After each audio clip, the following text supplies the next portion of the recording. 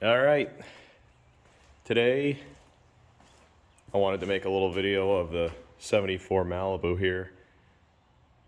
Probably getting ready to send this one down the road, but I wanted to make a little video, show it off before we do that.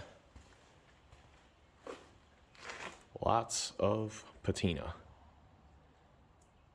I think it only shows like 48,000. Yep. I believe that to be original, even though the car is pretty roughed up. Sat for a very long time in a friend's warehouse, but not before the New England Mother Nature got to it. Ooh, careful. The roof is rusty. Not bad otherwise though, a little bit going on there and a little bit on the driver's floor.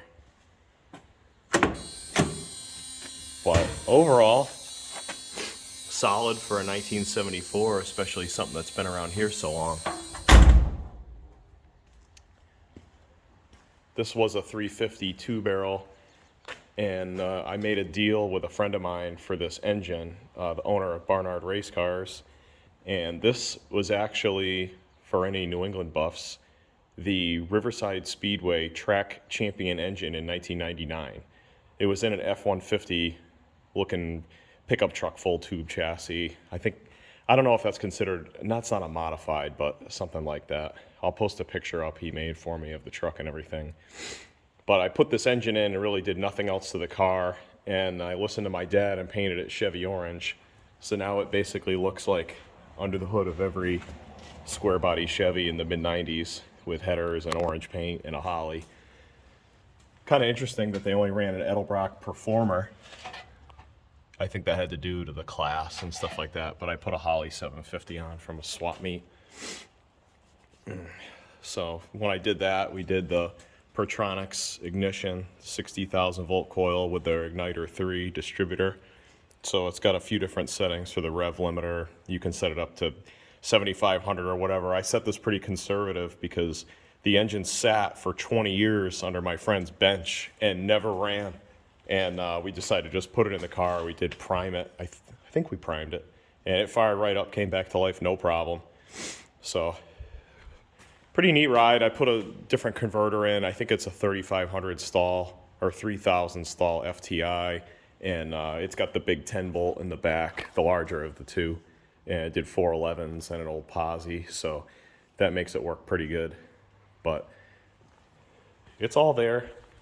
It's kind of one of these cars that just needs a little bit more than I think I can give it, and it's not my only toy right now, so I probably just have to move it along, but the frame's mint, and I have a friend that used to race these, so I think he wants it.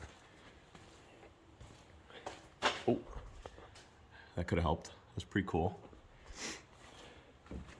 Really, the only thing that gives away the motor might be the dual 3-inch exhaust.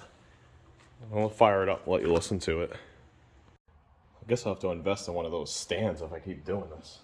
Propping the phone up on a tire. What a hack. Here we go.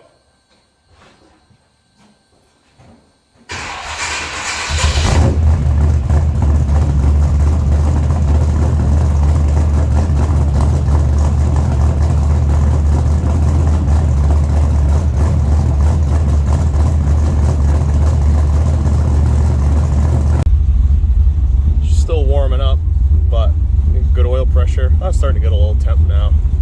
You can see some of the interior is a little worn, but talk about 70s. Just worn. Not bad. I really like this because it is like the most GM. Just old school. Really simple car. Had AC. I took that off like every other hack out there. I don't know why we all do that. This floor I think is a little spongy, but it's actually not terrible. Oh, one left over, not from me.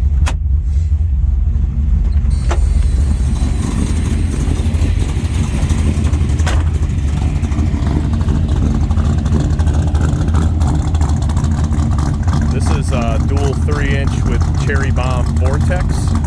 I like the sound of those. This motor would probably make anything sound pretty good. It's mad. She's ready to run. That's about where it idles.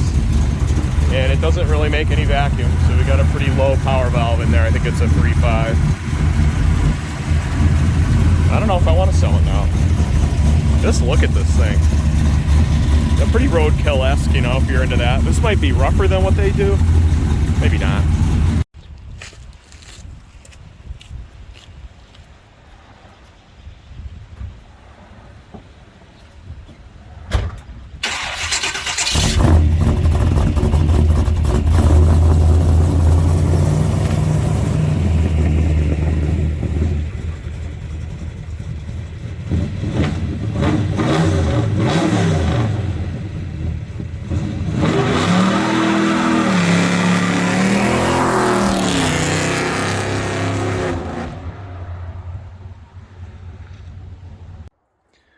Well, I guess that's it for now. Thanks for watching my crappy video.